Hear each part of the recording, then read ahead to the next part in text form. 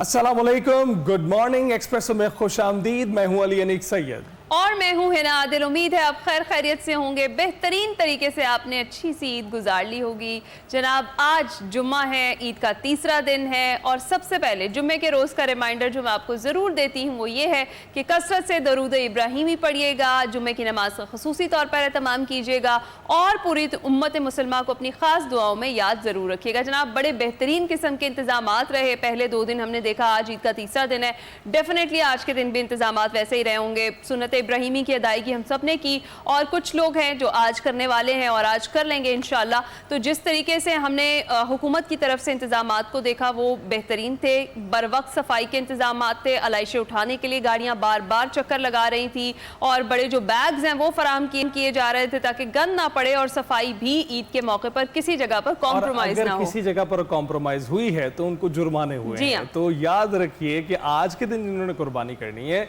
या अपने इर्द गिर्द अगर आप ऐसी कोई चीज़ देख रहे हैं तो उसकी इतला भी करें ताकि वहाँ से जल्द अलाइशों को जो हटाया जा सके और जुर्माना किसी ऐसे शख्स पर ना आ जाए जिसका बनता नहीं है। तो ज़रूर जो है आप अपने इर्द गिर्द का ख्याल रखें। ईद का तीसरा रोज़ है, बहुत सारी बातें आपसे करनी है और उसमें से एक बात यह है कि हमारी मईशत इस वक्त किस डगर को जा रही है, क्योंकि अब जून आ रहा है। जून में आपको पता है कि बजट आता है, तो बजट पर बात भी करनी है, वो भी बहुत ज़रूरी है। तो सबसे पहले आपको बताएं कि हुकूमत और IMF के दरमियान जो है वो मुआहिदा, अब बजट 2026 को लेकर वो मामला तय पा गए हैं और FBR को 15,264 अरब रुपए टैक्स हदफ हासिल करने का चैलेंज दरपेश है। हुकूमत 5 जून को नया बजट पेश करेगी। मजीद बजट में क्या होगा, क्या तनख्वाहदार तबके को रिलीफ मिलेगा या उनकी मुश्किलात में मजीद इजाफा होगा, इस पर हमने बात करनी है। और बात करने के लिए हमारे साथ मौजूद हैं इरशाद अंसारी साहब, माहिर मुआशियात हैं। इरशाद साहब, बहुत बहुत शुक्रिया हमें ज्वाइन करने के लिए। सबसे मॉर्निंग, कैसे हैं आप? जी ठीक। इरशाद साहब, आपको गुज़िश्ता ईद बहुत बहुत मुबारक हो, बल्कि ईद तो भी चल ही रही है, आज ईद का तीसरा दिन है। सबसे पहले हम यही बात करना चाह रहे हैं कि क्या रिलीफ मिलने वाला है तनख्वाहदार तबके को या मजीद पिसने वाले हैं? जी शुक्रिया। देखें, ये जो बजट पेश हो रहा है ये IMF के तनाज़र में पेश हो रहा है और जब भी हम IMF के प्रोग्राम में होते हैं तो हमारे हाथ बंधे हुए होते हैं, हम चाह के भी उस तरह रिलीफ नहीं दे पाते, क्योंकि IMF की तरफ से आपको याद होगा कि ये जो स्टाफ सतह का मुआहिदा हुआ था और उसमें जो हमें किस्त मिली है और उसमें 11 नई शर्तें पाकिस्तान पे आयद की गई हैं और कहा गया है कि इन शराइत के तनाज़र में पाकिस्तान ने अगले माली साल का बजट बनाना है और उसके लिए IMF का मिशन पाकिस्तान आया भी और काफ़ी जो है वो बहस व मुबाहसा हुआ। कुछ अहदाफ ऐसे थे कि जिस पे पाकिस्तान ये कह रहा था कि हम, मतलब जैसे GDP का हदफ था, GDP पाकिस्तान कह रहा था 5.1% के लगभग हम रखेंगे और IMF का ये कहना था कि ये शायद जो है वो 4% के करीब भी नहीं रहेगी और ये 4% से नीचे रहेगी। तो अब कहा यह जा रहा है कि GDP का हदफ जो है वो 4.1% के लगभग रखा जा रहा है। इसी तरह पाकिस्तान जो है वो कॉरपोरेट सेक्टर के लिए टैक्स में काफ़ी ज़्यादा रिलीफ देना चाह रहा था, क्योंकि उनका मुतालबा भी था, वो भी उस तरीके से पूरा नहीं किया जा रहा। लेकिन अब ये कहा जा रहा है कि उसको बतदरीज कम करके 22% तक लेके आया जाएगा। तो अलबत्ता बहुत ज़्यादा जो आप कह सकते हैं कि इम्कानात तो नहीं है कि बहुत बड़ा कोई रिलीफ मिलेगा, लेकिन अपने रिसोर्सेज को मद्देनज़र रखते हुए हुकूमत कोशिश ज़रूर करेगी और ख़ासकर इस मरतबा जो हमारे ज़राए बताते हैं कि हुकूमत की ये कोशिश है कि तनख्वाहदार तबके को रिलीफ दिया जाए। अच्छा, और उसमें एक तो सबसे बड़ा जो मुतालबा आ रहा है, जो एम्प्लॉइज़ की कौंसिल है उनकी वज़ीर ममलकत बराए ख़जाना से भी मुलाकात हुई है, उन्होंने अपना चार्टर ऑफ डिमांड भी पेश किया है, उनसे हमारी मुलाकात भी हुई है। फिर खुद वज़ीर ममलकत बराए ख़जाना ने भी रावलपिंडी चैम्बर ऑफ कॉमर्स का जो सेमिनार था उसमें भी उन्होंने इजहार ख्याल करते हुए जो है इस बात का एतराफ़ भी किया और कहा भी और इजहार भी किया कि हम तनख्वाहदार तबके को कोशिश करेंगे कि रिलीफ देंगे।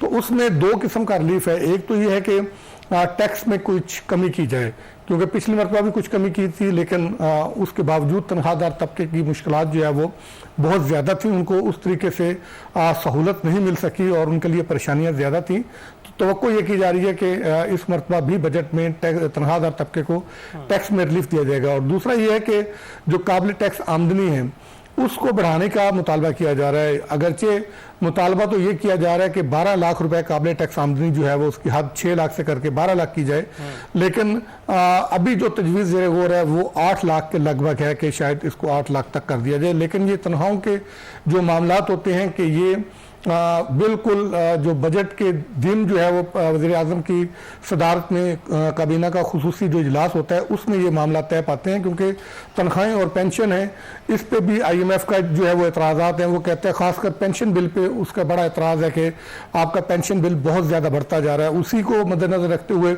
अब ये भी कर दिया कि कॉन्ट्रीब्यूटरी पेंशन सिस्टम इंट्रोड्यूस करवा दिया गया कि अब जितने सरकारी मुलाजमीन भर्ती होते हैं उनकी पेंशन का बोझ अब हुकूमत के ख़जाने पे नहीं होगा, वो पेंशन फंड बनेंगे, वहाँ पे उनकी डिडक्शन जो होती है वो जमा होगी और फिर वो इन्वेस्ट होगा। और जो इंडिया की तर्ज पे जो मैकेनिज़्म बनाया गया कि वो फिर जो इन्वेस्टमेंट से जो प्रॉफिट आएगा उसी से उनको जो पेंशन मिलेगी और कम्यूटेशन मिलेगी। तो अब आइंदा का बोझ सिविल मुलाजमीन का जो है वो पेंशन का शायद हुकूमत पे उतना नहीं होगा, लेकिन उसके बावजूद उनका ये एतराज़ है कि आप जो पेंशन में इजाफा करते हैं तो उससे जो है वो बोझ मज़ीद बढ़ जाता है। लेकिन अभी जो तजावीज़ हैं कि ये 5 से 7% इजाफे की तजावीज़ हैं कि 5% जो है वो पेंशन में इजाफा कर दिया जाए, 7% तनख्वाह में इजाफा कर दिया जाए। और ये कहा यह जा रहा था कि ये इसका जो रैशनल दिया जा रहा था वो ये था कि इन्फ्लेशन जो है वो 7% के करीब रहेगी, तो महंगाई के तनाज़र में जो है वो इजाफा किया जा रहा है। लेकिन जो मशरक़ वस्ती की सिचुएशन बनी है उसके बाद महंगाई हुकूमत की तवक्को से ज़्यादा है। अभी तक के जो अदाद शुमार आ रहे हैं, एक तो ग्रेजुअली जो वीकली जो महंगाई में इजाफे की रफ्तार है वो भी मुसलसल बढ़ रही है, और फिर जो एनुअल है वो भी, अगरचे पिछले हफ्ते कुछ महंगाई कम ज़रूर हुई है लेकिन अभी भी जो एनुअल जो शरह है, जो हफ्तावार जो गेज होती है, खुद वफाकी इदारा शुमारियात जो रिपोर्ट जारी करता है उसके मुताबिक 14% से ज़्यादा है अभी भी। तो लिहाजा तवक्को ये की जा रही है कि जब वज़ीर आज़म की ज़ेर सदारत इजलास होगा तो ये कोई 10% के करीब जो है वो कहा जा रहा है कि ये तनख्वाहों में इजाफा हो जाएगा। और इसी तरह डिविडेंड पे जो टैक्स था उसको जो है वो रैशनलाइज किया जा रहा है, उस पर भी जो है वो तवक्को ये की जा रही है कि कुछ रिलीफ दिया जाएगा। साथ ही 430 अरब रुपए के वफाकी और सूबाई सतह पर नए टैक्सेस लगाने हैं, और जो रेवेन्यू का आपने बताया कि 15,000 अरब रुपए से ज़्यादा का जो है वो आपने टारगेट रखने हैं, वो का यकीनी तौर पर जो है वो एक चैलेंज है, वो 14 से 14.5% का इजाफा बनता है। इस मरतबा जो रिवाइज टारगेट रखा गया है वो 13,000 और कुछ 400 अरब के रुपए के लगभग है, और अब तक उसका जो रेवेन्यू का शार्टफॉल है वो 980 अरब या 983 अरब रुपए के लगभग है। तो यानी अगर आप इस रेवेन्यू के शार्टफॉल को भी देखें तो फिर अगले माली साल का जो बजट का जो टैक्स का जो हदफ है वो मजीद बढ़ जाता है। और अच्छा, फिर जो आम आवाम के लिए है उसमें यह है कि बिजली और गैस की जो कीमतें हैं उस पर IMF के साथ जो एग्री भी हुआ है, और IMF जो कह भी रहा है कि उसको आप साथ साथ पास ऑन करते रहें, यानी कि आप जो बेस टैरिफ है उसको इंटरनेशनल मार्केट के हिसाब से जो उसमें इम्पैक्ट आता है, और इसी तरह जो अंदरूनी जो बिजली और गैस की जो लागत में इम्पैक्ट डालती हैं चीज़ें, जो अनासर, उनको कैलकुलेट करके उसको जो है वो लिंगर ऑन करने के बजाय साथ साथ पास ऑन करते जाएं। तो ये भी बराह रास्त जो है वो इफ़ेक्ट करेगा आम आवाम को।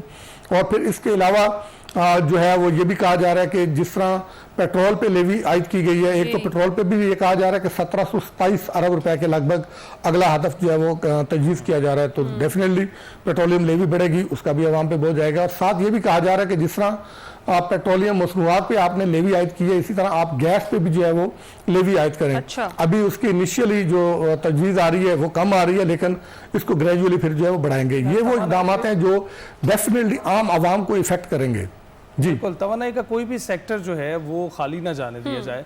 अब ऐसा तो है कि सोलर्स पर लोग जा रहे हैं, तो क्या ऐसी कोई शिक मौजूद है जिसमें सोलर्स पर भी कोई टैक्स लगाने का सोच रहे हो? जी, प्रपोजल है। पहले तो प्रपोजल ये थी कि 18% GST लगाया जाए, लेकिन उस पर काफ़ी रेजिस्टेंस आ रही थी। तो अभी ये अंडर कंसिडरेशन है, लेकिन इस पर अभी जो शरह है वो तय नहीं हुई। लेकिन कहा यह जा रहा है कि, और FBR के भी जो हल्के हैं उनका भी ये कहना है कि सोलराइजेशन जितनी हो चुकी है उससे बिजली की मद में हुकूमत को रिलीफ मिलने की बजाय हुकूमत के लिए मसाइल पैदा हो रहे हैं। क्योंकि फिर अच्छा, दूसरा एक और भी ये मसला आ जाता है कि जब हुकूमत इस पर टैक्सेशन की तरफ जाती है तो फिर लोग ऑफ ग्रिड की तरफ चले जाते हैं, उससे मसाइल और बढ़ना शुरू हो जाते हैं। तो लिहाजा हुकूमत के लिए जो सबसे बड़ा चैलेंज है ना, और आइंदा भी होना ये चाहिए कि हुकूमत को फ्यूचर की प्लानिंग करके उसकी जो एक्सपेक्टेड जो उसके असरात हैं तमाम पहलुओं का जायज़ा लेके फिर कोई पॉलिसी बनानी चाहिए। असल में गवर्नमेंट जो है वो स्टेक होल्डर्स को ऑन बोर्ड लिए बगैर, वर्किंग किए बगैर मसाइल को शॉर्ट टर्म बुनियादों पे हल करने के लिए इकदाम उठा देती है, लेकिन उसके जो असरात होते हैं मनफी और मस्बत दोनों, उसको कंपैरिजन नहीं किया जाता। लेकिन जब उस पॉलिसी को एग्जीक्यूट कर दिया जाता है तो फिर जब उसके मनफी असरात सामने आते हैं तो फिर हुकूमत के हाथ पांव फूल जाते हैं। और यही टैक्सेशन के मामलात में होता है और यही जो है वो मईशत के जो दूसरे फैसले किए जाते हैं उसमें भी अभी तक के फैसलों में यही देखने में आया है। तो इस पे हुकूमत को चाहिए कि कोई एक ऐसा कोई थिंक टैंक बनाए कि जिसमें सारे जो है वो सीनियर जो लोग हैं, खासकर जो अपनी अपनी फील्ड में अपनी पूरी जिंदगी दे के जो है वो उनका एक्सपीरियंस उनको हासिल हुआ है और रिटायर्ड लाइफ जो है वो गुजार है। हाँ बिल्कुल, ऐसी जरूरत तो जरूर मौजूद है शाह साहब कि जो हुकूमत को वर्किंग करके दे और उसकी रोशनी में जो है वो फैसले किए जाएं। अच्छा, इसमें एक और चीज़ मैं आपको एक बात बता दूं कि एक तनख्वाहदार तबके और ताजा तबके के हवाले से एक बड़ी मिथ आ रही है कि तनख्वाहदार तबका, हुकूमत के अपने जो रेवेन्यू के फिगर आ रहे हैं कि अभी तक सबसे हाईएस्ट टैक्स पे जो तबका आ रहा है वो तनख्वाहदार आ रहा है। इस वजह से भी हुकूमत पे दबाव है कि तनख्वाहदार तबके को रिलीफ दिया जाए। लेकिन जो सबसे बड़ा चैलेंज हुकूमत के लिए आ रहा है वो रिटेलर्स आ रहे हैं। एक अरसे से जो है वो मुख्तलिफ हुकूमतें ये कोशिशें करती आई हैं कि रिटेलर्स को किसी तरीके से टैक्स नेट में लाया जाए और उनकी सलाहियत के मुताबिक उनसे टैक्स वसूली की जाए, लेकिन वो नहीं हो पा रहा। और तनख्वाहदार तबके का आपने जिक्र किया है इरशाद साहब, जुलाई से अप्रैल में 470 अरब रुपए का टैक्स जो है वो वसूल किया गया है तनख्वाहदार तबके से। तो डेफिनेटली आपकी बार तो रिलीफ मिलना ही चाहिए। अच्छा, इसके साथ साथ IMF की भी ने स्टेट बैंक को भी सख्त जो मॉनेटरी पॉलिसी है वो बरकरार रखने की हिदायत कर दी है, तो इससे क्या इम्पैक्ट आएगा? असल में इसकी बुनियादी जो वजह है ना वो ये है कि एक तो वो कह रहे हैं कि स्टेट बैंक की चूँकि वो ऑटोनमस अब जो है वो इदारा है और ना स्टेट बैंक और ना गवर्नमेंट इसमें इंटरफेयर ना करे। अच्छा। ये मार्केट बेस होना चाहिए। और दूसरा ये कि वो ये चाहते हैं कि आपकी जो इकोनॉमी है वो हीट अप ना हो।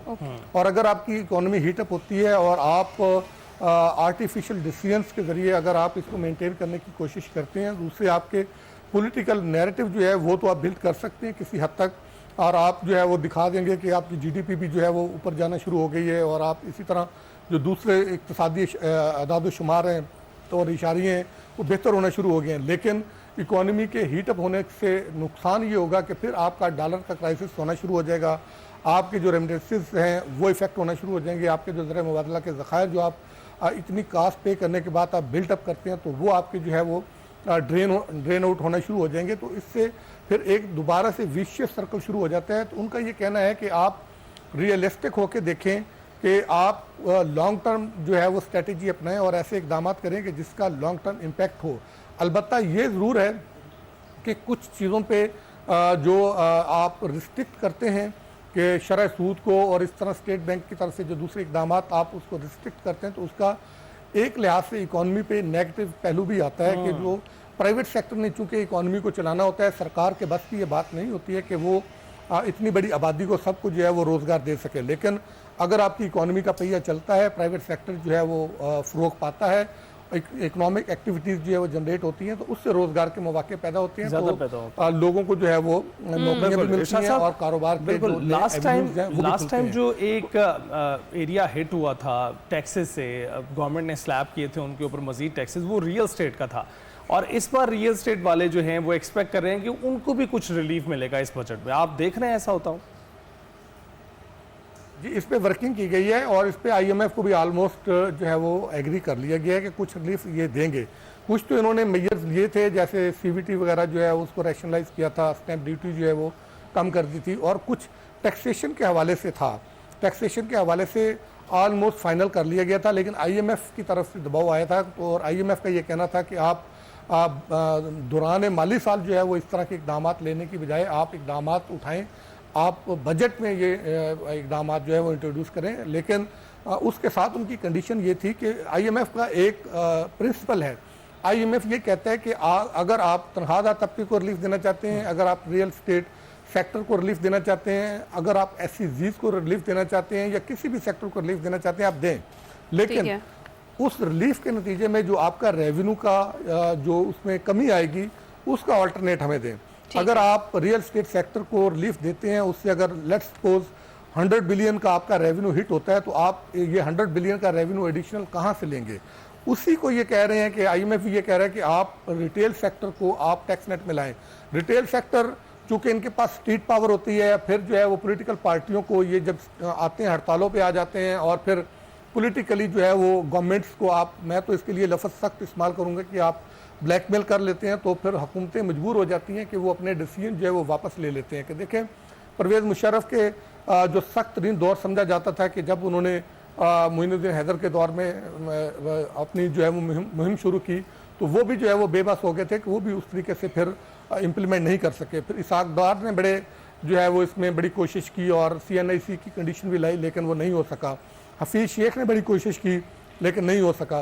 तो कहने का मकसद ये है कि ये जो स्ट्रीट पावर के ज़रिए हुकूमतों को जो मजबूर किया जाता है ना, तो उससे फिर इम्पैक्ट ये आता है कि एक तबका तो जो है वो टैक्स से बाहर रह जाता है। अच्छा, नैरेटिव क्या बिल्ड किया जाता है उनकी जब प्रेस कॉन्फ्रेंस, हम जो उनसे बहस भी करते हैं, आर्गू भी करते हैं, हम कहते हैं कि ये आवाम का पैसा है।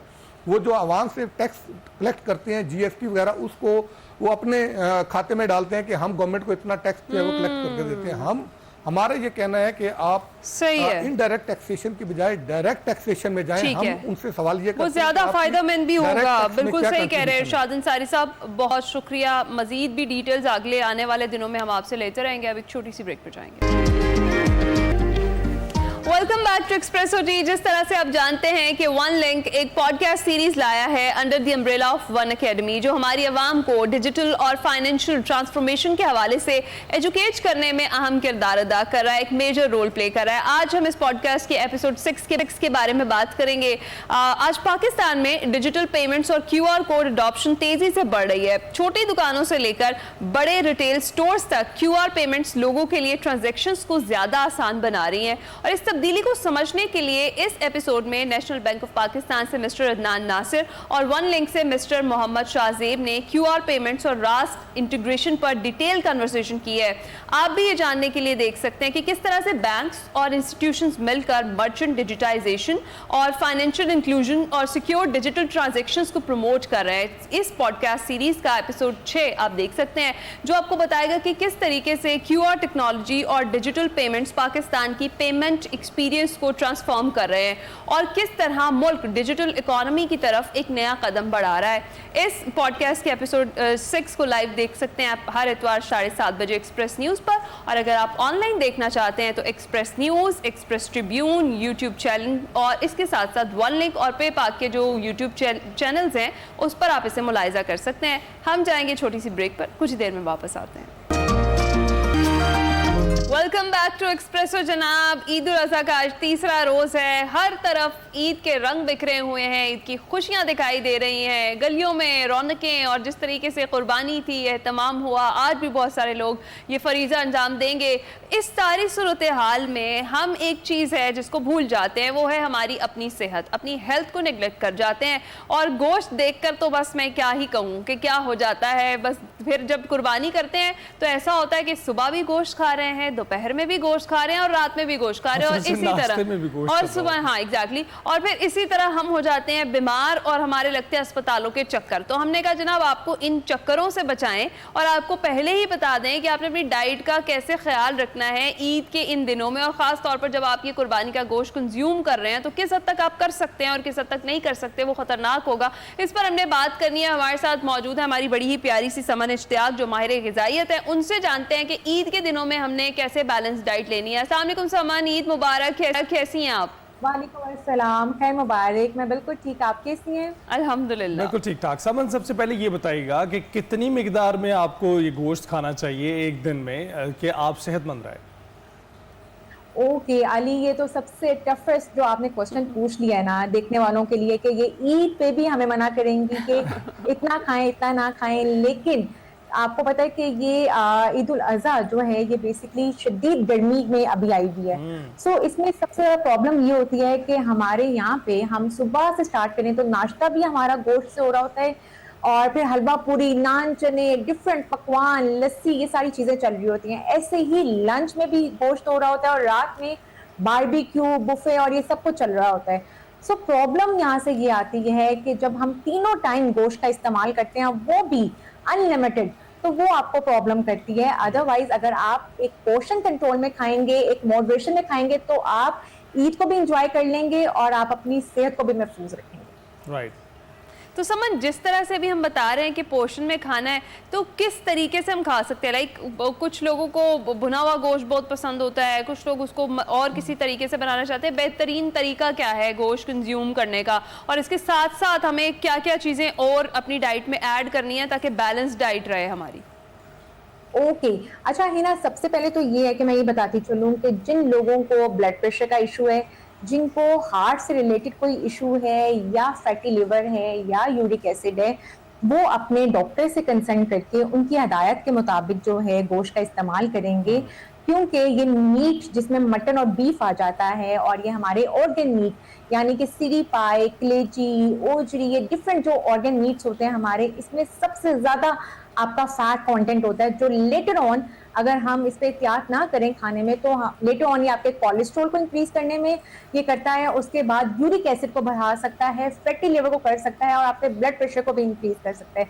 सो सबसे ज्यादा ये है कि आपने इसको एक टाइम पे 2 पीस, जो 2 बोटी होते हैं, आपने वो इस्तेमाल करना है। वेजिटेबल्स को प्लीज ऐड करें, सब्जियों का इस्तेमाल करें, सब्जियों के अंदर गोश्त को मिक्स करके आप इस्तेमाल कर सकते हैं, सैलड्स का इस्तेमाल करें, दालों का इस्तेमाल करें।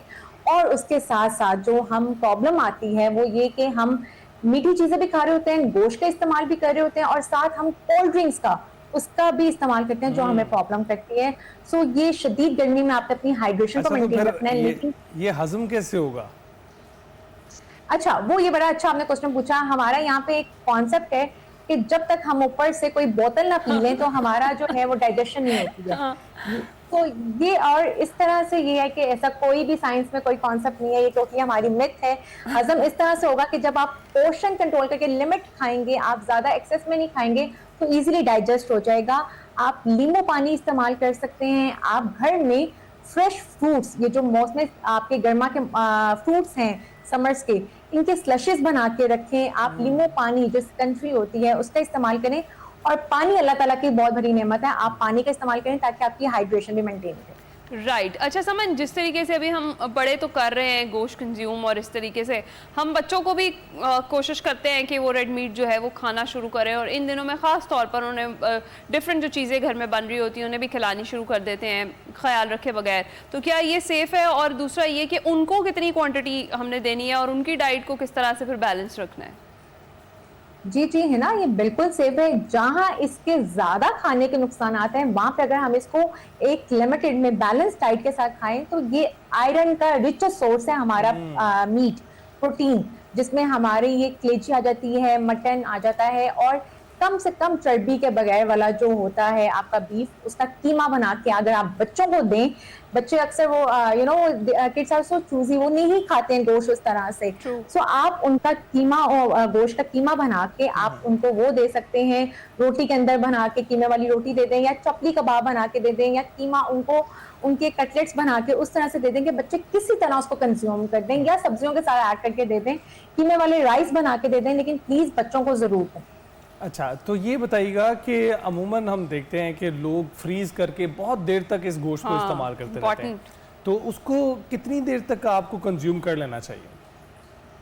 अच्छा अली, सबसे पहले तो सबसे इम्पोर्टेंट ये है कि हमारे ईद का मकसद ही ये है कि इसको ईद कुर्बान पे आपने बांटना है और उन लोगों तक पहुंचाना है जो इसके सही हकदार हैं। और अगर आपने अपने लिए इसको सेव भी करना है तो सबसे पहले हाइजीन का बहुत ख्याल रखें, क्योंकि प्रॉब्लम ही है हमारे हॉस्पिटल में। जब हम ईद उल अजहा के बाद देखते हैं तो हमारे हॉस्पिटल्स भरे होते हैं कि पेशेंट आ रहा है फूड पॉइजनिंग से, पेशेंट आ रहा है डायरिया से, पेशेंट आ रहा है एसिडिटी से, गर्ड हेल्थ इशू से, और ब्लड प्रेशर इंक्रीज से। सो आपने अपनी हाइजीन का बहुत ख्याल रखना है कि जब कुर्बानी हो जाए तो आपने उस गोश्त को साफ करके पैकेट्स में आप उसको जो है फ्रीज कर सकते हैं। और ये आइडियली टाइमिंग्स ये हैं कि आप इसको 4 to 6 वीक्स के अंदर अंदर इसको वाइंड अप कर लें। अच्छा, ये आपने बताया, ये तो मैं बहुत सारी जगहों पर हम यही देखते हैं कि मेरा ख्याल है अगले साल आने तक भी ये गोश्त कंज्यूम किया जा रहा होता है, इस्तेमाल हो रहा होता है, जो खतरनाक साबित हो सकता है हेल्थ के लिए। ऐसा ही है? बिल्कुल ऐसी है, क्योंकि ये बेसिकली कंटामिनेशन। और आपने एक चीज का और भी बहुत ख्याल रखना है कि जब आप किचन में आप गोश्त को या आप किसी भी चीजों को बना रहे हो तो आपने अपने यूटेंसिल्स को, अपनी टोकरी को, अपने किचन की साफ सुथराई का बहुत ख्याल रखना है। ये नहीं करना कि गोश्त को आप जिस भी नाइफ से काट रहे हैं उसी से आप सब्जियों को भी काट रहे हैं, उसी से आप कोई और चीज भी कर रहे हैं। सो ये आपने अपनी हाइजीन का बहुत ख्याल रखना है, क्योंकि इसी मौसम में कंटामिनेशन ऑफ फूड की वजह से आपको फूड पॉइजनिंग हो सकती है, आपको डायरिया हो सकता है, आपको वॉमिटिंग हो सकती है, जो आपकी बॉडी में डिहाइड्रेशन करवा सकती है, और फिर इसी वजह से पेशेंट जो है वो हॉस्पिटलाइज हो जाते हैं। कंटेमिनेटेड मत खाएं। वैसे इसके फवायद ही फवायद हैं। बहुत शुक्रिया समन, आपने शेयर की टिप्स, मुफीद टिप्स ही। और हिना ने कहा कि अगले साल तक वैसे फ्रिजेस बहुत बड़ी होंगी उनकी जो अगले साल तक इस्तेमाल करते हैं। और लेकिन अच्छी बात ये उनके लिए है कि उनके इर्द गिर्द इतने सारे लोग मौजूद हैं जो उनको याद रखते हैं ईद पे। तो हमें मत भूलिएगा। ब्रेक के बाद हाजिर होते हैं। वेलकम बैक नाज़रीन। ईद उल अज़हा का तीसरा दिन है और ये खसूसी शो हमने इसलिए आपके लिए सजाया है ताकि आपसे मोहब्बतें बांट सकें, आपकी यादों को ताज़ा कर सकें। तो इस खसूसी शो में एक खसूसी ड्रामे को भी याद करते हैं जो कि ख़ासकर मिलेनियल्स की यादों में समोया हुआ है। और आप जानते ही हैं कि उस ड्रामे को कोई नहीं भूल सकता, क्योंकि वो एक ही ड्रामा होता था जिस वक्त वो नशर होता था। तमाम के तमाम जो सड़कें हैं वो खाली हो जाती थीं और गलियां सुनसान हो जाती थीं। हमें याद है टाइम ऐनक वाला जिन ड्रामा जब लगा करता था तो किस तरह से ना सिर्फ बच्चे बल्कि बड़े भी उसे शौक से देखा करते थे। और उसके किरदार इस तरह के लाजवाल किरदार है कि आज भी अपनी बातों में आप कहीं ना कहीं ज़कूटा का, बिल बतौड़ी का और हामून जादूगर का जिक्र सुनते होंगे। तो जनाब हमने सोचा कि क्यों ना आपकी यादें इसी तरह से ताज़ा करें और हामून जादूगर से आपकी मुलाकात करवाएं। हसीब पाशा साहब हमारे साथ मौजूद हैं। हसीब साहब गुड मॉर्निंग, कैसे आप? जी अस्सलाम वालेकुम, बहुत बहुत ईद मुबारक। बहुत बहुत आप सबको भी, हमले को भी और देखने वालों को भी दिल की गहराइयों से ईद मुबारक। ईद खैर मुबारक। अच्छा, सबसे पहले तो हमें ये बताएं कि आपको हामून जादूगर उर्फ हसीब पाशा कहें या हसीब पाशा उर्फ हामून जादूगर? देखें जी, हसीब पाशा को तो उसके घर वाले ही जानते हैं मेरा ख्याल है। हामून जादूगर को पूरी दुनिया जानती है, क्योंकि 45 मुल्कों में ये ड्रामा दिखाया जाता रहा है। तो हामून जादूगर जो है ना, वही बच्चों को याद है, हसीब पाशा का याद नहीं। आप हामून ही कह लें। अच्छा, ये नाम बड़ी मुश्किल है फनकारों को जी। सही बात है। हामून जादूगर का जादू हम देखते ही रहे, लेकिन इस ड्रामे का भी एक जादू था, एक सहर था जिसमें सारे गिरफ्त में मौजूद थे। और जब भी वो मुलाकात करने के लिए कोई किरदार उनके सामने आता था तो एक सख्ता सा तारी हो जाता था। आपके साथ कोई ऐसा वाकया हुआ? नहीं, देखिए ये वही ड्रामा है कि जिसमें एक नहीं, इसमें 8 कैरेक्टर सुपर हिट हुए। आमतौर पर तो सोना चांदी हिट हो गए, डायरेक्ट आवाजदार हो गए, या उसमें मोमो हो गई।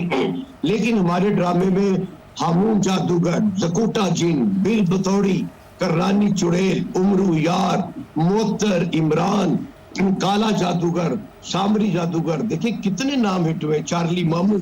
ये वही ड्रामा, और बच्चे सबसे प्यार करते थे ये कि किसी भी कैरेक्टर को मिस नहीं करते थे। आज भी उन सबको वो याद करते हैं और दिल से प्यार करते हैं। बिल्कुल करते हैं और याद करते हैं, इसीलिए हमने आज आपको मदऊ किया है अपने शो में, ताकि मिलेनियल्स की जो सारी यादें हैं वो ताज़ा हो जाए और जेन ज़ी ज़रा रोशनास हो जाए कि ये कैरेक्टर कौन सा था। अच्छा, जो ये ड्रामा था ऐनक वाला जिन, ख़ुसूसी तौर पर इस तरह के ड्रामे का हिस्सा बनना आपके लिए कैसा था? और क्या एक्सीडेंटली ये हो गया कि आप इस तरफ आ गए, या फिर कोई प्लान था आपका कि आपने एक्टिंग करनी है और इसी टाइप की करनी है? नहीं, बिल्कुल नहीं। मैं तो वैसे छोटे छोटे रोल किया करता था, लेकिन ये तो मैं बिल्कुल ही नहीं करना चाह रहा था, क्योंकि ये एक नेगेटिव रोल था और इसमें इतना हैवी गेटअप था कि हसीब पाशा दूर दूर तक नजर नहीं आना था। मैं तो अवॉइड कर रहा था, लेकिन किस्मत साथ दे रही थी, खुदा को ये मंजूर था। ना ना ना ना करते हुए मैंने ये रोल एक्सेप्ट कर लिया। और हैवी गेटअप करने के बाद जब कैमरे के आगे गया तो वो इतना अच्छा गेटअप हुआ कि वो 200 साल का हामून जादूगर लगा। और पीटीवी का तमाम अमला इंक्लूडिंग जीएम भी वहां पर आ गए और उन्होंने कहा कि यार तुम तो रियल जादूगर लग रहे हो, इतना अच्छा तुम काम कर रहे हो। वहां से मेरा हौसला बढ़ा। हफीज ताहिर साहब ने आशीर्वाद दी, उन्होंने भी कहा कि I want this type of character, तो फिर मैंने उसे किया। बस जी, फिर वो अल्लाह ताला का करम हुआ कि अच्छा, आज ये तक आपके जो कैरेक्टर से इनकी स्टाइलिंग कौन करता था? क्योंकि वो बहुत मैटर करते थे और जिस तरह से आप दिखाई देते थे वो जादू का असर आता था उसमें। यानी अगर कोई जिन है तो वो जिन दिखाई देता था, जो कोई जादूगर है वो जादूगर दिखाई देता था। कैसे स्टाइलाइज किया? ये गेटअप वालों का जी, मेकअप वालों का कमाल था। उसमें उस वक्त बड़े बड़े सीनियर मेकअप मैन जो थे वो पीटीवी के पास थे, और उन्होंने अगर 400 जिन और जादूगर बनाए हैं तो तमाम का गेटअप डिफरेंट हुआ करता था। ये एक बहुत बड़ी खूबी थी कि किसी का दूसरे के साथ नहीं मिलता था गेटअप। अगर इस ड्रामे की कामयाबी में मैं ये कहूँ कि गेटअप का बड़ा कमाल था, तो कहीं पर भी झूठ नहीं होगा। हर एक कैरेक्टर को उन्होंने इतनी चुड़ैले, जिन, भूत, परियां बनाई हैं और किसी से एक दूसरी से नहीं मिलते थे, हर एक डिफरेंट होता। अच्छा, एक चीज़ ये कि दोबारा से इसको HD क्वालिटी में YouTube पर भी अपलोड किया जा रहा है, वहाँ से भी दिखाया जा रहा है, और अलहमरा में खुसूसी तौर पर ये पेश जिस तरह से आप लोग करते हैं, कैसे देखते हैं कि अब वाली जो हमारी जनरेशन है वो भी पसंद कर रही है इन्हीं कैरेक्टर्स को जिनको हम लोग किया करते थे?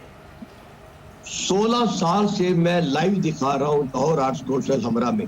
Government of Punjab information and culture के ताउन से फ्री होता है ये आम लोगों के लिए। एक तो ये है कि ये एक फैमिली ड्रामा है, और उसमें मैं गेटअप, मैं जकूटा के बच्चे, करानी की बेटियां, पोतियां, तो सारे हम उसमें काम करते हैं, लाइव दिखाते हैं 2 घंटे का। और यकीन करें कि इतना रश होता है वहां पर कि जगह नहीं मिलती। बड़ी गिरदो नवाज से, हमारे लाहौर के इर्द गिर्द कसूर, शेखुपुरा, ननकाना, गुजरावाला से फैमिलीज आती हैं, और उनकी ख्वाहिश होती है कि हमें आप नीचे कालीन पर बिठा दें, हमें आप सीढ़ियों पर बिठा दें, हमें ड्रामा जरूर दिखाएं। और वो रात को बच्चों को पहले दिखाते हैं माँ बाप कि हम इस ड्रामे को देखकर जो है ना जवान हुए हैं, तो तुम भी देखो। और वो फिर बच्चों को या पहले दिखाते हैं या बाद में दिखाते हैं, और इस तरह से बच्चों की मोहब्बत आज भी तीसरी जनरेशन में भी जिंदा है। बिल्कुल। तो आसिफ साहब, हमू जादूगर ईद उल अज़हा कैसे मनाते हैं? ईद उल अज़हा तो वैसे मनाते हैं जी।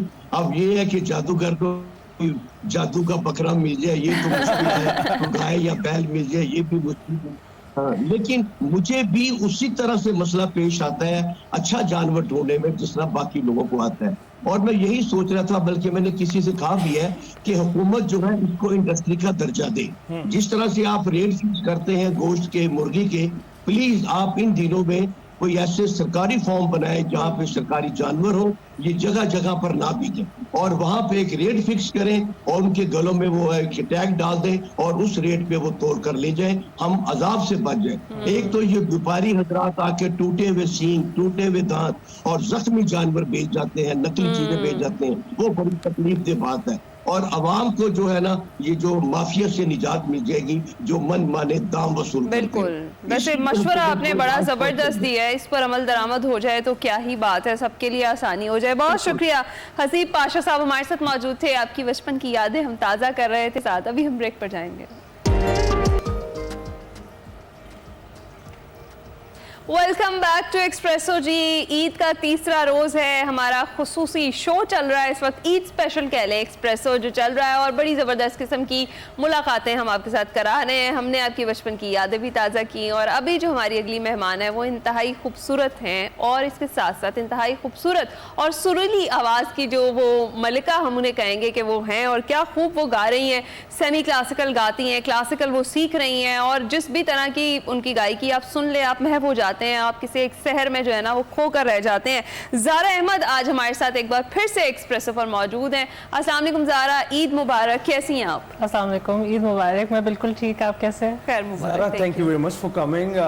लोग तो दीवाने हुए पड़े हैं सोशल मीडिया पर, आपके क्लिप्स बहुत सारे वायरल हो रहे हैं जिसमें आप गुलकारी का मुजाहरा कर रही हैं। हम भी इसी शौक से कि आपको लाइव सुनने का मौका मिलेगा, आप स्टूडियो में मधु किया ये बताइएगा कि ये गाने का शौक कैसे पैदा हुआ आपको? गाने का शौक बचपन में मेरी फैमिली में बहुत सुना जाता है और इनकरेज भी किया जाता है। मेरे अपनी फैमिली में भी कुछ म्यूजिशियंस हैं, तो वो सारे जब ग्रोइंग अप काफ़ी जुनून, नूरी, इस टाइप के गानों से, बहुत पॉप गानों के साथ मैं बड़ी हुई हूँ। और उस शौक़ को लेके फिर जब टीनेजर थी तो मुझे खुद सीखने का शौक़ हुआ, तो वहाँ से गाने में और इंटरेस्ट पैदा हुआ मेरा। जी। अच्छा, सीखने का शौक़ पैदा हुआ, और फिर जिस तरह आपने कहा कि फ़ैमिली में ऐसा है, तो फैमिली सपोर्ट ऐसे मामलात में तो बड़ी ज़रूरी होती है कि जब आपने ख़ास तौर पे ये जो सिंगिंग है ये शुरू करनी है या सीखनी है, तो सबसे पहले आपके कौन से उस्ताद थे और किस तरह ये सफ़र शुरू हुआ वहाँ से? सबसे पहले तो मैं लाहौर में ही पढ़ती थी ग्रामर स्कूल में, तो वहाँ पे टीचर शादे एक थी जो काफ़ी थिएटर और म्यूज़िक की दुनिया में बहुत उनका नाम भी है, उन्होंने मुझे इनकरेज किया था और उन्होंने ही मुझे पॉइंट आउट किया था कि तुम्हें सीखना चाहिए। और तो वहाँ से मेरा शुरू हुआ और फिर मैं आगे बढ़ी सर सुहेल राणा के पास। जब मैं कनाडा मूव हुई तो वो मुझे मिले और उनसे मैंने 1-2 साल उनके साथ भी सीखा।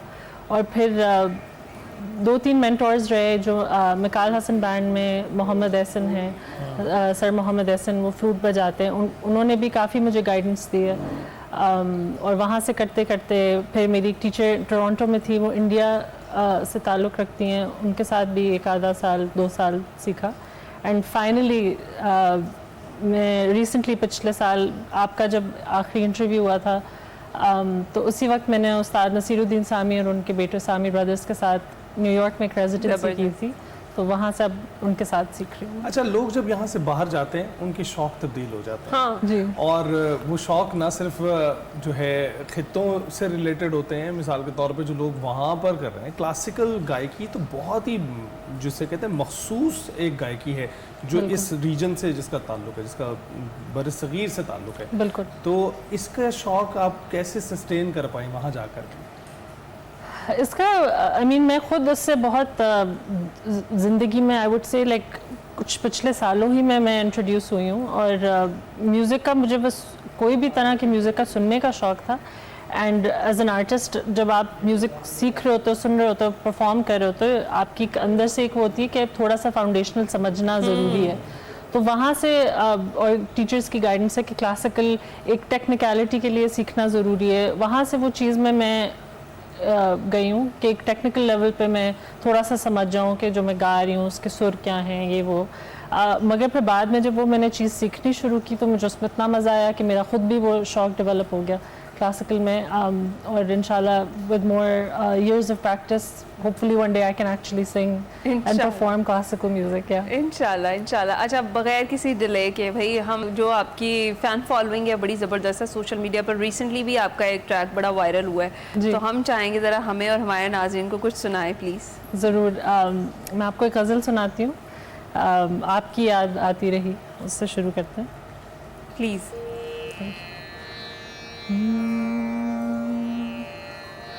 आपकी याद आती रही रात भर,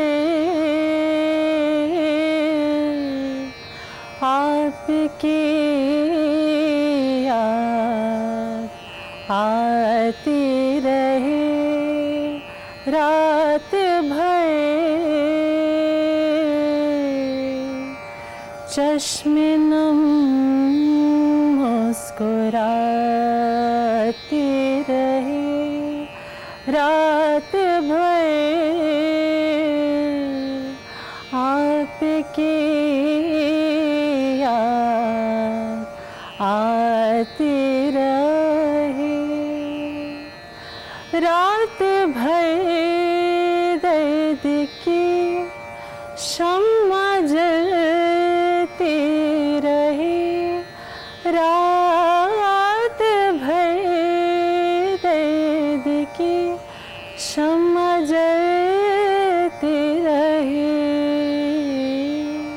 गम के लो थरथराती रही रात भर,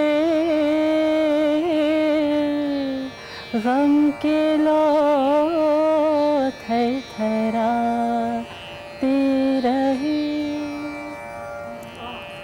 थैंक यू। हम कहीं खो गए हैं जहाँ से वापस आना मुश्किल हो रहा था और दिल चाह रहा था कि ज़ारा आप इसी तरीके से गाती रहें और हम सुनते रहें, वक्त रुक जाए। बहुत शुक्रिया। बहुत खूबसूरत, बहुत प्यारी आवाज़। अच्छा, आप जिस तरीके से आपने कहा कि with the passage of time आप मज़ीद सीख रही हैं और आगे फिर क्या प्लान क्या है, किस तरीके से सिंगिंग को लेकर चलना है? सिर्फ सिंगिंग को ही लेकर चलना है, इसके अलावा अभी भी आप डेफिनेटली काम कर रही हैं, तो क्या ये इरादा है कि बाकी सब छोड़कर सिर्फ इस तरफ आ जाना है, अपने पैशन को जो है वो पकड़ लेना है? ये एक बहुत आइडियल सिचुएशन है और इंशाल्लाह ये होगा इंशाल्लाह, बट फ़िलहाल तो सीखना है। और उसकी बिकॉज़ जैसे मैंने कहा कि मैंने बहुत लेट अपनी लोग बच्चे as a kid they start learning classical, तो I feel like because I'm sort of not late but it's been a few years, तो जितना टाइम मिले मैं अपनी तालीम के लिए ज़रूर निकालती हूँ और उसके अलावा जो सीखती हूँ उसको फिर लाइव परफॉर्मेंसेस या जो भी परफॉर्म अच्छा, करती हूँ। कुछ आर्टिस्ट इस तरह के होते हैं कि वो अपनी ग्रेटिफिकेशन के लिए करते हैं, वो जिस तरह कोई पेंटर है वो पेंटिंग बेचेगा नहीं लेकिन उसे बना लेगा अपने लिए, और फिर उसी तरह से कुछ फिल्म मेकर्स हैं जिनका इंटेंशन ये नहीं होती कि वो फिल्म ऑडियंस देखे उस तरह से, लेकिन वो ऑडियंस भी देखती है कि उन कमाल फन है उनका, और वो मूवीज़ उन्होंने बेसिकली अपनी याददाश्त के लिए, किसी कैरेक्टर को खुद रिमाइंड करने के लिए या अपना आप रिमाइंड करने के लिए बनाई होती है। उसी तरह से गुलकारी में भी आपको लगता है कि एक ऐसी तस्कीन का पहलू है आपकी ज़ात में भी? बिल्कुल है जी, जो आपको खुद ग्रेटिफाई करता है। बिल्कुल है, बल्कि ज़्यादा वो है। आई डोंट थिंक कि परफॉर्मेंस मतलब गाना और ये सारी चीज़ें तो मैं कुछ सालों से करी हूँ, बट परफॉर्मेंस काफ़ी मैंने अपने आप को पुश करके उसमें लाई हूँ, but that was not sort of like a main thing for me. And for me यही था कि जो सीख में और मैं खुद से अपना जो आर्ट प्रैक्टिस करती हूँ या अपनी कम्युनिटी में जो आर्टिस्ट हैं जिनके साथ उठती बैठती हूँ उसमें मेरा ज़्यादा एक I enjoy that more. But I think as an artist it's also important that you know आप जो सीखते हो वो शेयर करो, और ये चीज़ मैंने अपने उस्तादों से सीखी है। जो भी मेरे मेंटर्स रहे हैं उन्होंने पुश किया है कि परफॉर्म करना चाहिए, एंड इवेंचुअली जो ग्रेटिफिकेशन मैं महसूस करती हूँ वो और लोग भी महसूस करेंगे इंशाल्लाह, hopefully. So yeah I do agree with that. Right. अच्छा ज़ारा, जिस तरह से ईद का दिन है, तीसरा दिन है और आप हमारे साथ मौजूद हैं, तो जो बैरून मुल्क ईदैन होती हैं वो पाकिस्तान की ईदों से थोड़ी मुख्तलिफ होती हैं, तो कितनी कमी महसूस होती है कि पाकिस्तान वाली जो ईद है, ख़ास तौर पर जो फेस्टिवल्स होते हैं उसमें तो आप मिस करते हैं अपनी कंट्री को, अपने होमलैंड को, तो वहाँ कितना डिफरेंट होता है यहाँ से? काफ़ी फ़र्क होता है। और पाकिस्तान में तो मेरी अब आई थिंक आखिरी ईद जो थी वो कोविड में थी, तो काफ़ी टाइम हो गया है। एंड पाकिस्तान इज़ होम, तो यहाँ की तो ईद का एक अपना मज़ा है।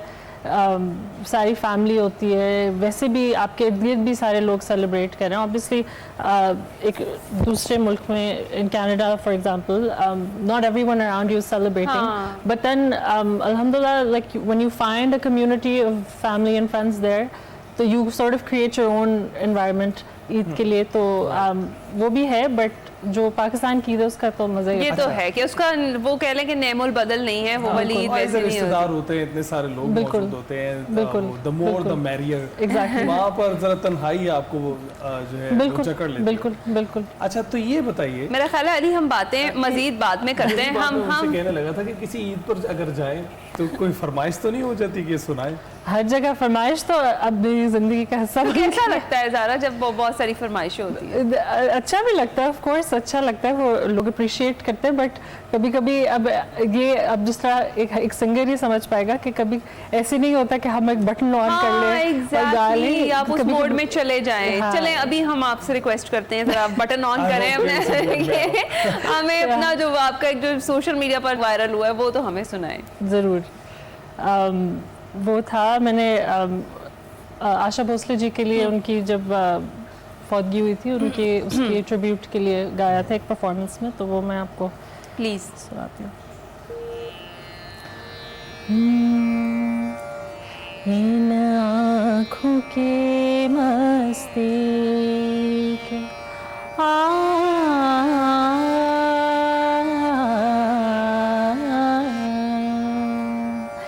इन आँखों की मस्ती के मस्तान हजारों है, मस्तान हजारों है, इन आँखों से वाबस्ता,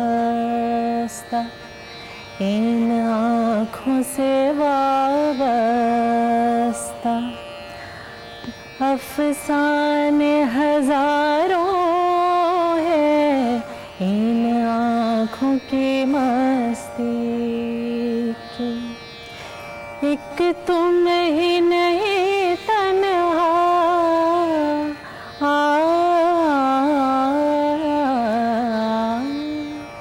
एक तुम ही नहीं तन्हा,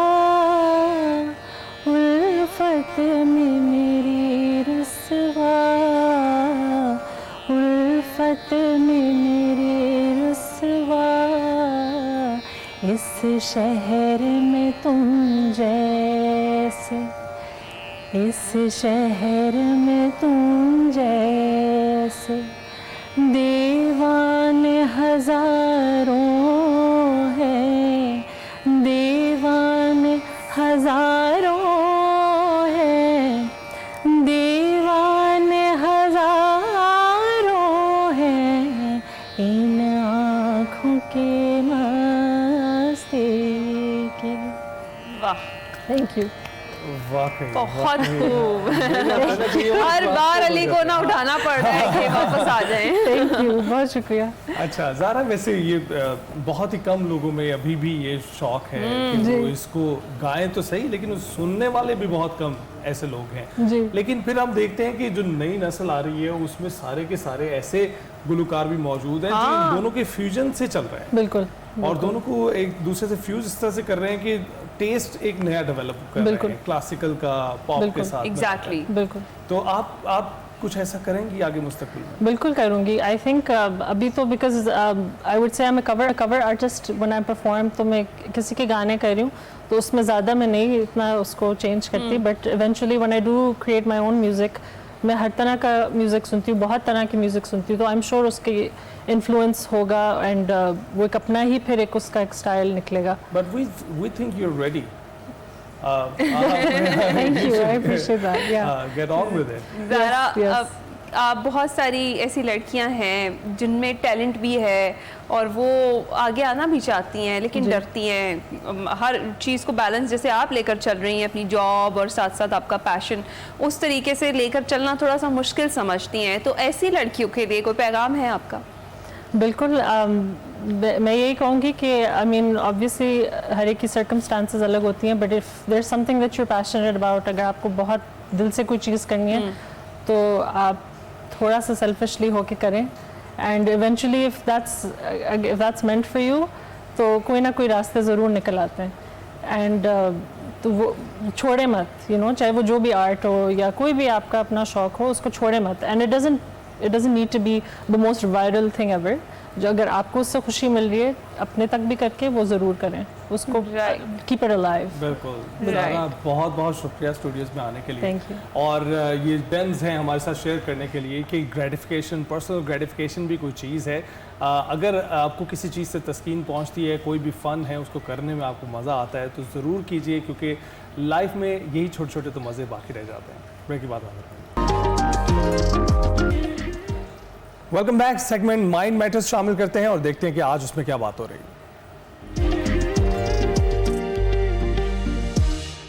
अस्सलाम वालेकुम नाज़रीन, मैं वकार अहमद और आप देख रहे हैं माइंड मैटर्स। आज बात करेंगे बच्चों में जज्बाती ज़हानत के हवाले से कैसे पैदा की जा सकती है और वो कौन सी तरबियती मामलात हैं जिनकी तरफ हमारा फोकस होना चाहिए, जिससे हम उस बच्चे में जज्बाती ज़हानत को फ़रोग़ दे सकते हैं। सो जज्बाती ज़हानत जो है वो किन चीज़ों पे मुश्तमिल है? एक तो यह है कि पेशेंस, सब्र, दूसरा जो है वो सेल्फ़ कंट्रोल, तीसरा जो है वो एम्पथी यानी हमदिली। सो ये तीन चीज़ें जो हैं वो बच्चों में कैसे पैदा, और इन्हीं तीन चीज़ों को अगर आप देखें तो अपने माशरे में आपको इसका फुकदान नज़र आएगा।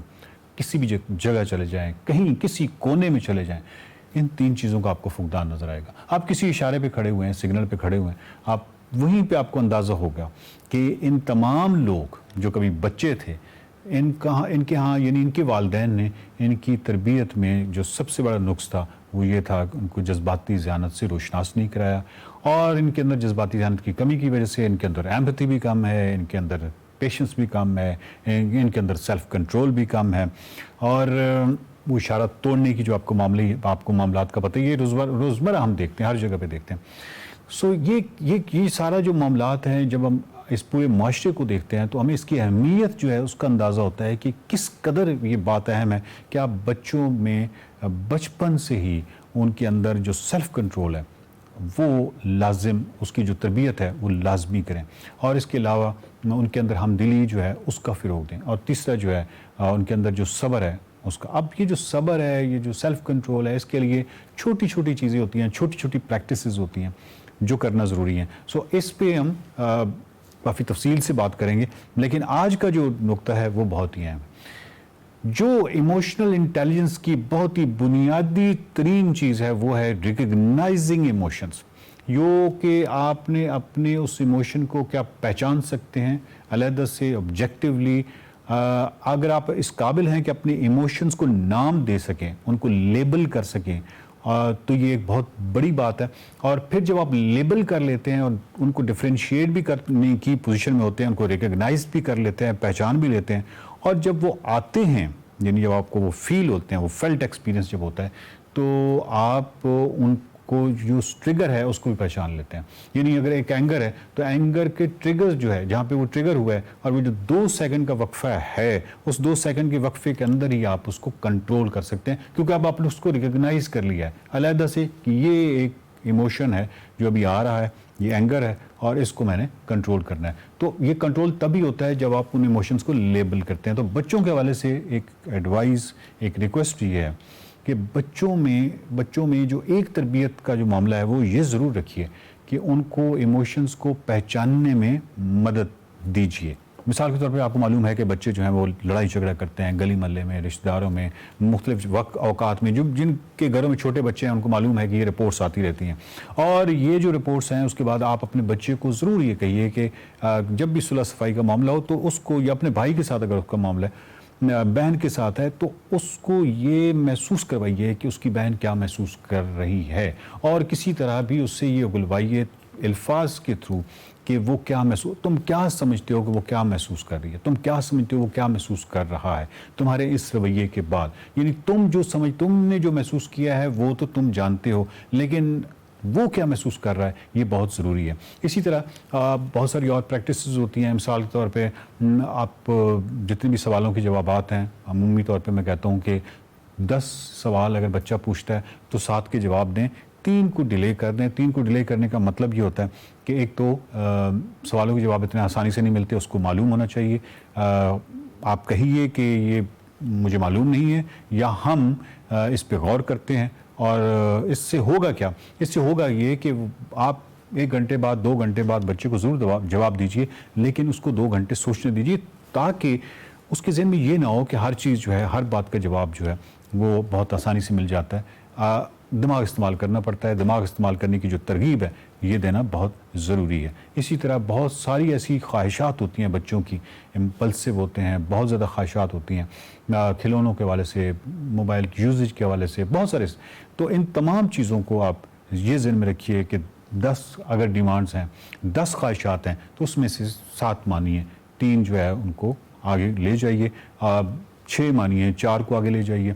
और बहुत सारी इस तरह की टेक्निक्स हैं जिससे आप उनके अंदर पेशेंस जो है वो बढ़ा सकते हैं, उनका जो सेल्फ कंट्रोल है वो ला सकते हैं, और उनके अंदर जो हमदिली है उसको फ़रोग दे सकते हैं। और ये तीनों चीज़ें जो हैं ये इमोशनल इंटेलिजेंस की बहुत बेसिक्स हैं। सो इमोशनल इंटेलिजेंस बच्चों में कैसे पैदा करना है इस पर बात करते रहेंगे, बट आज की जो बात है वो ये है कि आपने सेल्फ कंट्रोल, पेशेंस यानी सब्र, अपने ऊपर कंट्रोल करना, और तीसरी जो अहम तरीन चीज़ है हमदिली, यानी कि दूसरा बच्चा या दूसरा फ़र्द क्या सोचता है, और इमोशंस उनको लेबलिंग करना, उनको लेबल करना, रिकग्नाइज करना, ये जो है ये बहुत ज़रूरी है बच्चों को सिखाना। देखते रहिए mind matters. Welcome back. Cricket की बात भी लाजिम होती है, आप जानते हैं, चाहे ईद का दिन ही क्यों ना हो, पाकिस्तानी क्रिकेट से जुड़े रहते हैं। पाक ऑस्ट्रेलिया वनडे सीरीज की बात करते हैं। आगाज कल से हो रहा है और सीरीज का दूसरा मैच जो है 2 जून को होगा, और फिर उसके बाद तीसरा मैच होगा। तो हम तमाम ही मैचेस के लिए बहुत ही एक्साइटेड हैं, और इसीलिए हमने यूसुफ अंजुम साहब को अपनी स्टूडियोज में मदऊ किया है ताकि इस पर बात हो सके। यूसुफ भाई बहुत बहुत शुक्रिया ईद के रोज़ भी हमें ज्वाइन करने के लिए। जी बिल्कुल, ईद तो इतनी तो आप सबने मिलकर मनाई है, तो बड़ा अच्छा लगा। ईद मुबारक, हम आज भी मना रहे हैं आपको। कैसी रही आपकी ईद? हमेशा अच्छी होती है, ईदी देनी पड़ती है लोगों को, ईदी अब मिलती नहीं है। वैसे इस कुर्बानी जो है वो कैसी रही? वो खैरियत से हो गई? हाँ, कुर्बानी के मराहल तमाम माशाल्लाह अल्हम्दुलिल्लाह खैरियत से, अल्लाह ताला हम सब की कुर्बानियों को कबूल फरमाए। आमीन। अब जरा कुर्बानियां तो हम दे रहे हैं, अवामी दे रही है। मेरा ख्याल है ये जो हमारी टीम है इन्होंने सोचा हुआ है कि हमारी कुर्बानी, हमारे जज्बात की कुर्बानी करनी है हर बार। जो भी सीरीज हमारी हुई है बांग्लादेश के साथ, उसमें जो परफॉर्मेंस रही और जो उसके बाद हमारा हाल हुआ वो हमारे सामने ही है। अगली सीरीज के लिए हमें होपफुल रहना चाहिए। देखें ना, वो रेड बॉल की सीरीज थी, अब वाइट बॉल की सीरीज, इसलिए मैंने आज वाइट बॉल की शर्ट भी पहनी है, वाइट कलर की, ताकि उससे ज़ाहिर यकजहती किया जाए और होप की जाए कि पाकिस्तान की टीम ईद के बाद कुछ कौम को खुशियाँ भी दे।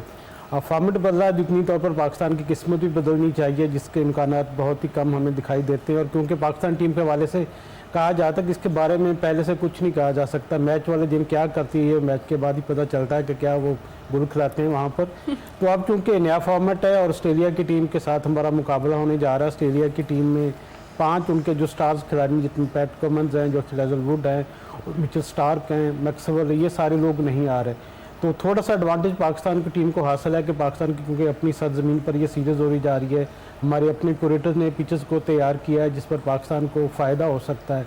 2022 में भी पाकिस्तान और ऑस्ट्रेलिया के दरमियान वनडे सीरीज हुई थी जिसमें पाकिस्तान की टीम को कामयाबी मिली थी। अब भी हम दुआ गो उम्मीद करते हैं कि पाकिस्तान की टीम इस सीरीज में भी अच्छा परफॉर्म करे और हमें खुशियां दे, क्योंकि आजकल आपको पता है कि पाकिस्तानियों के पास खुशियां कम हैं, दुख ज्यादा है। क्रिकेट वाले मामले में वैसे ये बात मेरा ख्याल है ओवर एग्जैजरेशन होगी, सफारती सतह पर तो बहुत वही कह रही हूँ, क्रिकेट वाले मामले में अवामी सतह पर तो हमें अभी तक तो इतनी ज्यादा खुशियां नजर नहीं आ रही, आप कह सकते हैं कि हाँ, एक वो मसला बना हुआ। और क्रिकेट हम सब का प्यार है, हम सब इससे यकीनी तौर पर चाहते हैं कि पाकिस्तान की टीम अच्छी परफॉर्मेंस करे। अब क्योंकि बाबर आजम को भी कम बैक करवाया गया है, 5 तब्दीलियां की गई पाकिस्तान की टीम में, और पाकिस्तान के जो टीम है ये दस्तयाब जितने भी सीनियर खिलाड़ी हैं उन पर मुश्तमिल है, क्योंकि बांग्लादेश की नाकामी के बाद अब हमारे पास मौका है कि हम ऑस्ट्रेलिया को कम से कम हराकर अपनी जो खुशियां उनको बढ़ाएं, दुखों को कम करें। तो अब देखते हैं कि पाकिस्तान की टीम कल जो मैच होने जा रहा है इसमें किस तरह अपना मैच का सीरीज़ का इब्तिदा करती है। और चूँकि मौसम थोड़ा सख्त है, गर्मी है, तो जो मैचेस की टाइमिंग है वो भी थोड़ा लेट की गई है, 4 बजे, उसके बाद टास्क वगैरह होगा, फिर मैच शुरू होगा। यही पूछने वाले थे, एक तो मौसम कैसे इम्पैक्ट कर सकता है और दूसरा ये कि फ़खर जमान और साइम अयूब नहीं है, इंजरी के बायस वो टीम से बाहर हैं, ये हमारे लिए अच्छी चीज़ है या अच्छी चीज़ नहीं है? देखिए, साइम अयूब के हवाले से तो हम कह सकते हैं कि अच्छी चीज़ है कि चलें, उसको थोड़ा रेस्ट मिला है, उसको यकीनी तौर पर अपने आप की खामियों को दूर करने का थोड़ा चांस मिलेगा, उसको टाइम मिलेगा, सोचने का मौका मिलेगा।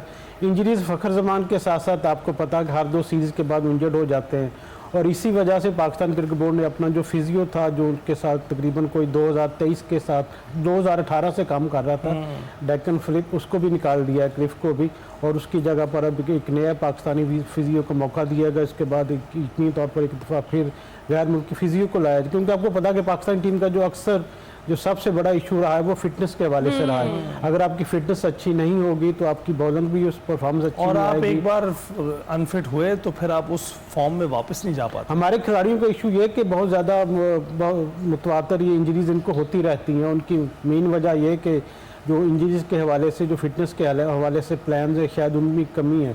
अब जदीद जो फिटनेस के हवाले से तरीक़ाकार सिस्टम है, एजुकेशन है, उसको अडॉप्ट करने की ज़रूरत है, क्योंकि इस तरह इन दिनों जिस तरह क्रिकेट हो रही है, मुतवातर लीग्स मैचेस हो रहे हैं, T20 फॉर्मेट है, ब्रेक नहीं मिल रहा खिलाड़ियों को, और जब ब्रेक नहीं मिल रहा तो उसके लिए आपको ज़रूरी है कि अगर आपने हर फॉर्मेट में अच्छे रिजल्ट देने हैं तो उसके लिए अपनी फिटनेस लेवल को बेहतर बनाएं। हमारा इस वक्त जो जितनी भी टीम है उसमें सबसे कम फिटनेस लेवल है, जो पाकिस्तान के लिए इतनी तौर पर एक काबिल तशवीश बात है। लम्हा फिक्रिया और भी ये इसको इनका कैसे बाहर बढ़ाएं। बिल्कुल इन खिलाड़ियों को बाहर हो जाना है, इसकी बुनियाद पर ये वाकई सवालिया निशान है हमारे फिजियो पर भी और हमारे खिलाड़ियों पर। बिल्कुल बिल्कुल ऐसा ही है। अच्छा यूसुफ भाई, इस वक्त हमारी टीम में आपको क्या एक्सपेक्टेशन है? कौन बेहतर कारकर्दगी दिखा सकता है ऑस्ट्रेलिया के खिलाफ और कौन दिखाता आया है? देखिए, पाकिस्तान टीम का अगर बॉलिंग कम्बिनेशन की बात की जाए तो शहीनशाह अफरीदी हैं, हारिस रऊफ़ है, नसीम शाह की वापसी हुई है, अहमद दानियाल को स्क्वाड का हिस्सा बनाया गया है, और इसके साथ अगर हम स्पिन डिपार्टमेंट की बात करें तो उसमें इब्रार अहमद है, सुफियान मुकीम, जिन्होंने 22 खिलाड़ियों को PSL में आउट किया था, उनको मौका दिया गया। इसके साथ साथ इब्रार अहमद है। ये अगर बॉलिंग के हवाले से तो मैं मुतमईन हूं कि पाकिस्तान का जो बॉलिंग अटैक है वो खासा रिलायबल है। बैटिंग में इतनी तौर पर हमारा क्वेश्चन मार्क हमेशा से रहता है। हमारे पास साहबजादा फरहान है, शामिल हुसैन है, उसके बाद बाबर आजम की वापसी हुई है टीम में, फिर सलमान अली आगा को चांस दिया गया है, मुआज़ सदाकत टीम का हिस्सा है। तो बैटिंग में थोड़ा सा में परेशानी वाली बात है कि पाकिस्तान की टीम जो रिलायबल बैटिंग के वाली इतनी ज़्यादा नहीं है। वो कि इस वक्त जो ऑस्ट्रेलवी पेसर है वो भी इतने ज़्यादा अच्छे नहीं हैं। उनके पास सिर्फ एडम जंपा है जो पाकिस्तानी खिलाड़ियों को तंग कर सकते हैं। बाकी उनमें 2 नए खिलाड़ियों को चांस दिया जो अंडर 19 की सतह से ऊपर लाया गया है, क्योंकि ये डेवलपमेंट स्क्वाड है उनका ना ऑस्ट्रेलिया का। इस वाले से थोड़ा सा मार्जिन हमें मिल सकता है कि पाकिस्तान की, क्योंकि अपनी जो पिचेज़ हैं वो उनको खेलने के वहाँ पर आदी है, ठीक है। तो उसका अच्छा, ये फायदा जो पाकिस्तान टीम को इतनी तौर पर उठाना गाजी चाहिए। गौरी और रुहेल नज़ीर को स्क्वाड में विकेट कीपर बैटर्स के तौर पर शामिल किया गया, ये कैसा साबित हो सकता है टीम के? देखिए रिजवान को मेरे ख्याल में होना चाहिए था, क्योंकि जिस तरह उनकी फॉर्म थी आखिरी टेस्ट मैच की नीज उन्होंने खेली, उससे उन्होंने अपनी फिटनेस भी साबित की, फॉर्म भी साबित की। जहाँ तक बाकी सीनियर खिलाड़ियों को टीम में लिया गया तो मेरे ख्याल में मोहम्मद रिजवान को भी स्क्वाड का हिस्सा होना चाहिए था। अब एकदम से हम यही बात करते हैं कि एकदम से आप नए खिलाड़ियों को ट्राई आउट करते हैं। गाजी गौरी को आपने शामिल किया और रोहिल नज़ीर को आपने चांस दिया, और रोहिल नज़ीर काफ़ी अर्से से टीम के साथ उनका नाम लिया जा रहा, लेकिन उनको प्रॉपर मौके नहीं दिए गए। तो बेहतर था कि अगर एक यंगस्टर को लेना तो साथ आप सीनियर खिलाड़ी को लेते, ताकि उसको सीखने का भी मौका मिलता। अब दोनों डेब्यूटेंट होंगे गाजी गौरी और जो रोहिल नज़ीर, इनसे यकीनी तौर पर उनको चांस दिया गया कि फ्यूचर के लिए डेवलपमेंट के हवाले से, क्योंकि सारी जो तैयारियां हो रही हैं अगले साल जो वर्ल्ड कप होगा उसकी तैयारियों के हवाले से सारी चीज़ें हो रही हैं। पाकिस्तान सिलेक्शन कमेटी भी ये देख रही है कि नौजवानों को मौका दिया जाए। अब इनके पास अच्छा मौका है कि अक्सर गिला करते हैं कि नौजवानों को चांस नहीं दिया जाता, और इनके पास अब अच्छा मौका कि इनको अपनी सरजमीन पर खेलने का मौका मिल रहा है, जो इनके लिए थोड़ा आसान टारगेट होगा। तो मेरे ख्याल में होप की जा सकती है कि पाकिस्तान को जो नए जो विकेट कीपर्स हैं अच्छा परफॉर्म करें, क्योंकि मोहम्मद रिजवान की रिप्लेसमेंट तो हमें इतनी तौर पर चाहिए। सीनियर खिलाड़ियों की रिप्लेसमेंट के लिए जो बेंच हमारा उसको बेहतर करने की जरूरत है। तो अच्छा, तो बस एक आखिरी प्रेडिक्शन, कल का मैच कौन जीतेगा? देखिए पाकिस्तान के मैं साथ जाऊंगा, पाकिस्तान के जीतने के ज़्यादा इम्कानात हैं। आपकी कौन सी टीम फेवरेट है? हम तो आपको पता है कि उम्मीदें हमेशा पाकिस्तान से वाबस्ता रहती है, हम बिल्कुल डिसाइड करेंगे कि कौन जीतने वाला। बहुत शुक्रिया मोहम्मद यूसुफ निज़ाम, आप हमारे साथ मौजूद थे। क्रिकेट पर हम बात कर रहे थे, अभी जाएंगे ब्रेक पर। Welcome back. वीकेंड है तो हमारे फ्लैगशिप शो कारवां सराय की कुछ झलकियां देखते हैं। एक साहब है और वो फर्श पर आलती पालती मारे बैठे, और उनके गिर्द मुख्तलिफ जो हैं नौजवान लड़के और लड़कियां, वो भी सर झुकाए मशगूल हैं और मुकम्मल खामोशी। ना वो साहब बोल रहे हैं, ना स्टूडेंट बोल रहे हैं, और वो मगन है अपने काम में। और अगर आप 2 घंटे के बाद फिर झांकते थे ना, तो वो साहब जो यूं बैठे होते थे ना, एक टांग इधर रख के, यानी फर्श पे आलती पालती, तो उन्होंने दूसरी को इस तरफ किया होता, यानी 2-2, 3-3 घंटे वो उसी पॉस्चर में महात्मा बुद्ध की तरह बैठे रहते। और ख़वातीन और हज़रात, वो थे बशीर अहमद।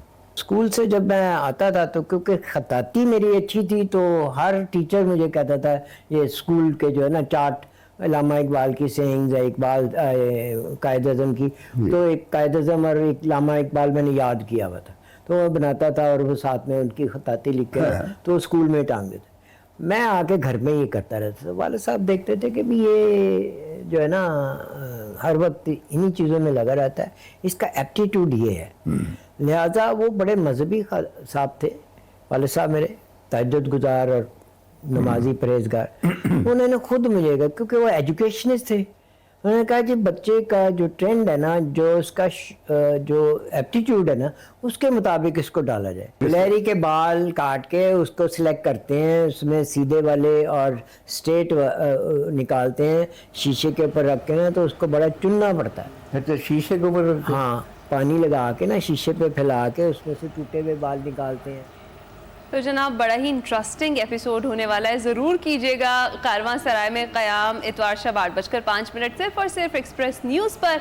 इसी के साथ हम आपसे इजाज़त चाहेंगे। अच्छा सा ईद का तीसरा दिन भी गुजारिए खैर खैरियत से, और मैच भी ज़रूर देखिएगा, और बेस्ट ऑफ एक्सप्रेसो भी देखिएगा, क्योंकि अब हमारी मुलाकात आपसे होगी पीर को। अपना ख्याल रखिएगा, फीडबैक ज़रूर दीजिएगा। अल्लाह हाफ़िज़। अल्लाह हाफ़िज़।